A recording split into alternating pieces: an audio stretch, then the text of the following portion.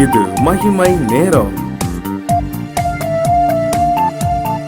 ஆண்டவரும் இரட்சகருமாகிய இயேசு கிறிஸ்து நாமத்தில் மகிமை டிவி நேயர்களை வாழ்த்துகிறேன். ஆண்டவர் தாமே நிகழ்ச்சியை பார்த்து கொண்டிருக்கிற உங்களை ஆசீர்வதிப்பாராக. இந்த நாளிலும் தியானிப்பதற்கு எடுத்துக்கொண்ட வசனம் லூக்கா 13ஆம் அதிகாரம் அதன் 13ஆம் வசனம். லூக்கா 13ஆம் அதிகாரம் 13ஆம் வசனம். அவள் மேல் தமது கைகளை வைத்தார். உடனே அவள் நிமிர்ந்து தேவனை மகிமைப்படுத்தினார். ஆண்டவர் கை வைக்கும் போது இயேசு தொட்டால் சுகமாவீர்கள். இயேசு தொட்டால் விடுதலை உண்டு. இயேசு தொட்டால் அற்புதம் நடக்கும். ஆண்டவர் நம்மை தொட்டு சுகமாக்குகிறவர். இயேசு இந்த பூமியில வாழ்ந்த போது அந்த நாட்கள்ல பல நோயாளிகளை குணமாக்கினார். திக்கற்ற பிள்ளைகளை ஆதரித்த ஆண்டவர், விடுவிக்க முடியாத சூழ்நிலையில் இருந்தவர்களை ஆண்டவர் விடுதலையாக்கினார். இந்த சூழ்நிலையில ஆண்டவர் என்ன சொல்கிறார் என்றால், கைகளை வைக்கும்போது விடுதலை ஆவீர்கள். தேவன் உங்கள் மீது கைகளை வைத்தால் நீங்கள் நிச்சயமாக விடுதலை ஆவீர்கள். எந்த சூழ்நிலையில இந்த வார்த்தை சொல்லப்பட்டது என்று பார்க்கும்போது, இங்க ஓய்வு நாள்ல ஜெப ஆலயங்கள்ல இயேசு ஊழியம் செய்து கொண்டு வந்தார். அந்த நேரத்துல ஜெப ஆலயத்துல 18 வருஷமாக பலவீனப்படுத்தும் ஆவியை கொண்டிருந்த ஒரு கூனி அங்க இருந்தாள். அவள் எவ்வளவேனும் நிமிர முடியாத கூனியா இருந்தாளாம்.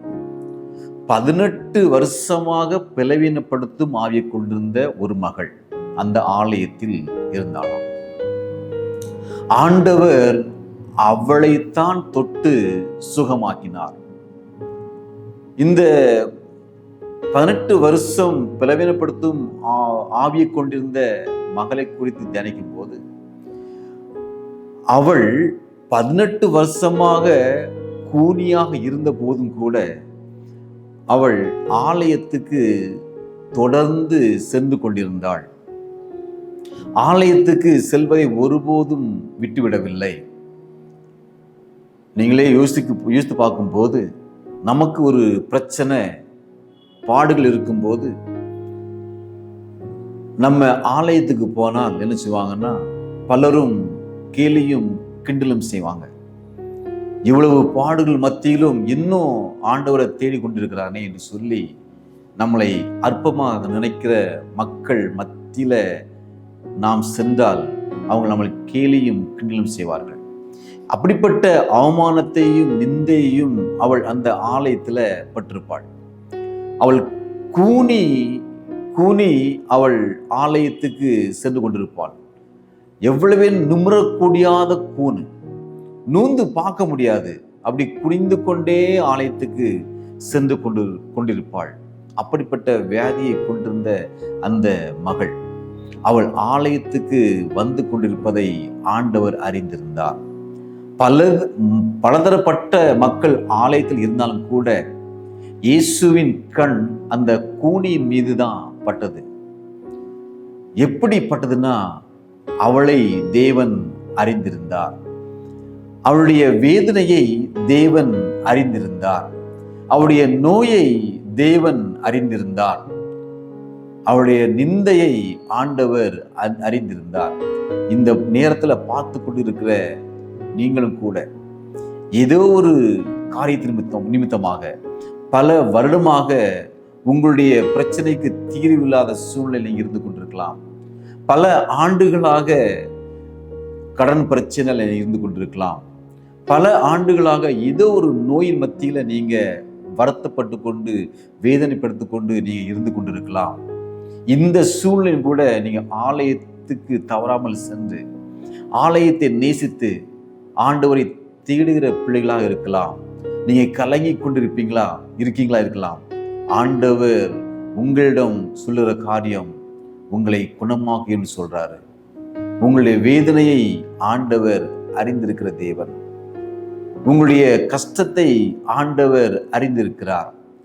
அதை தான் இந்த பகுதியில் பார்க்கிறோம். அவள் அவமானப்படுத்தப்பட்டிருப்பா. ஆலயத்துல எல்லாரும் அவளை பார்த்து கேலியும் கிண்டலும் பண்ணியிருப்பாங்க. இந்த கூன் விழுந்த பிறகும் இவள் ஆலயத்துக்கு வரணுமா, இவளுக்கு என்ன நன்மை கிடைத்தது என்று சொல்லி அவளை அவமானப்படுத்தியிருப்பாங்க. அந்த சூழ்நிலையும் பொருட்படுத்தாமல், எதனையும் கண்டு கொள்ளாமல், என் ஆண்டவர் என்னை விடுதலையாக்குவார், என் ஆண்டவர் நிச்சயமாக என்னை விடுதலையாக்குவார் என்ற நம்பிக்கையில ஆலயத்துக்கு தொடர்ந்து சென்று கொண்டிருந்தாள். நீங்களும் கூட உங்களுடைய ஆலயத்துக்கு நீங்க தொடர்ந்து செல்ல வேண்டும்.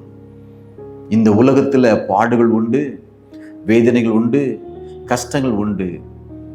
எல்லா சூழ்நிலைகளும் ஆண்டவர் உங்களை மாற்றுவார். உங்களுடைய சூழ்நிலைகளை அறிந்திருக்கிற தேவன். சூழ்நிலைகளை கண்டு நீங்க கவலைப்படாதீங்க.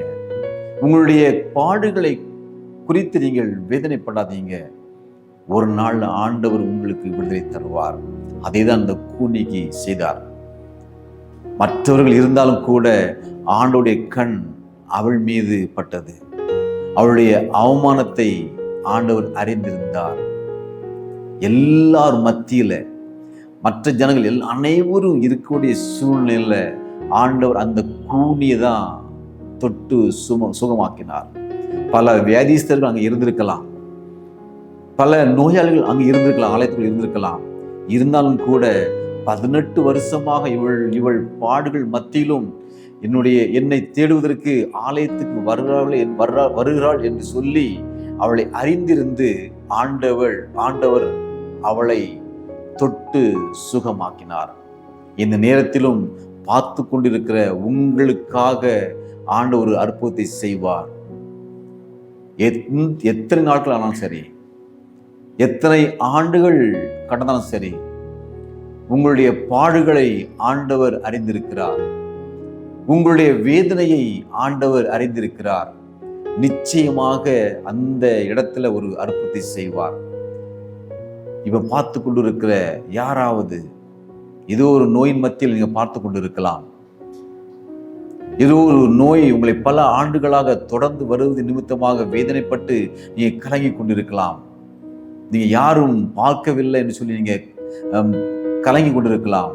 ஆனால் ஆண்டவர் அறிந்திருக்கிறார். ஆண்டவர் அறிந்திருக்கிறார். அந்த நோயை உங்களிலிருந்து நீக்கி ஆண்டவர் உங்களுக்கு நன்மை செய்ய விரும்புகிறார். விசுவாசத்தோடு நீங்க இருங்க. விசுவாசத்தோடு நீங்க இருங்க. ஆண்டவர் நிச்சயமாக அற்புதத்தை செய்வார். நிச்சயமாக அந்த நோயிலிருந்து ஆண்டவர் விடுதலை தருவார். நிச்சயமாக உங்களுடைய தலையை நிமிர செய்வார். யார் உங்களை அவமானப்படுத்துறாங்களோ, யார் உங்களை நிந்தித்தாங்களோ, அவங்க மத்தியில தான் ஆண்டவர் உங்களுடைய தலையை நிமிர செய்வார். இந்த படத்துல பார்க்கும்போது ஆண்டவர் அவள் மீது கைகளை வைத்தார். உடனே அவள் நிமிர்ந்து தேவனை மகிமைப்படுத்தினாளாம். 18 வருஷமாக தீராத நோய் இயேசு கை வைத்த உடனே அவள் சுகமானாள். அவள் சுகமானாள். அந்த சபையில அவள் நிமிர்ந்து நின்னாளாம். அந்த சபையில தான் அவள் வேதனைப்பட்டாள். அந்த சபையில தான் மற்றவர்கள் பரிகாசம் பண்ணியிருப்பாங்க. பரிகாசம் பண்ண இடத்துல ஆண்டவர் அவளை நிமிர செய்தார். ஆண்டவர் அவளை நிமிர செய்தார். ஆண்டவர் அவளுடைய தலையை உயர்த்தினார். உங்களையும் ஆண்டவர் விடுவிப்பார். ஆண்டவர் உங்களை நேசிக்கிறார். ஆண்டவர் உங்களுடைய வேதனையை அறிந்திருக்கிறார்.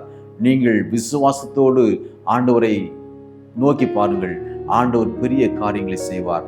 தேவன் தாமே உங்களை ஆசீர்வதிப்பாராக. ஆமென்.